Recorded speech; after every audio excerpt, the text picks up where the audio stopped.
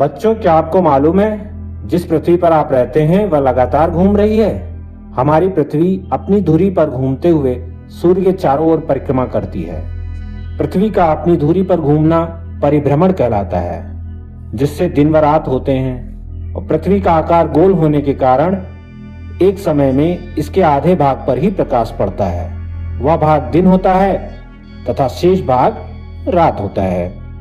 पृथ्वी पर जो वृत्त दिन रात को विभाजित करता है वह प्रकाश वृत्त या प्रदीप्ति वृत्त कहलाता है।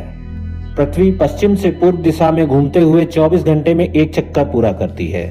इस समयावधि को एक पृथ्वी दिवस कहते हैं। इसी कारण से हमें सूर्य, चंद्रमा आदि आकाशीय पिंड पूर्व से पश्चिम दिशा की ओर गति करते हुए प्रतीत होते हैं। इसी प्रकार पृथ्वी अपनी धुरी पर घूमने के साथ साथ दीर्घवृत्ताकार कक्षा में सूर्य के चारों ओर परिक्रमा भी करती है, जिसे परिक्रमण कहते हैं। पृथ्वी 365 दिन 6 घंटे में सूर्य की एक परिक्रमा पूरी कर लेती है।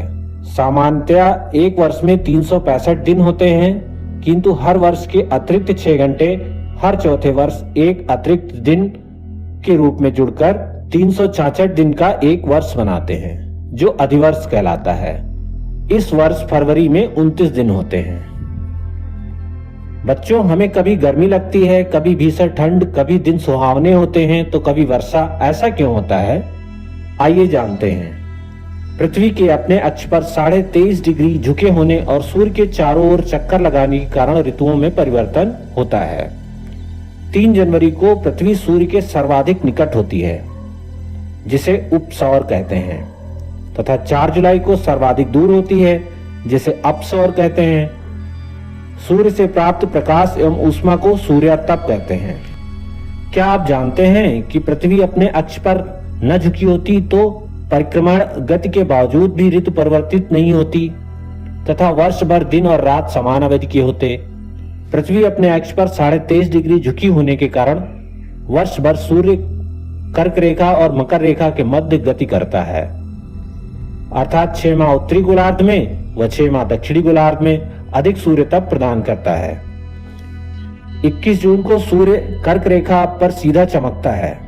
इसे सूर्य का उत्तरायण होना या ग्रीष्म संक्रांति कहते हैं। इस समय उत्तरी गोलार्ध में ग्रीष्म ऋतु व दक्षिणी गोलार्ध में शीत ऋतु होती है तथा उत्तरी ध्रुव के पूरे भाग में दिन व दक्षिणी ध्रुव के पूरे भाग में रात रहती है। इसके विपरीत 22 दिसंबर को सूर्य मकर रेखा पर सीधा चमकता है।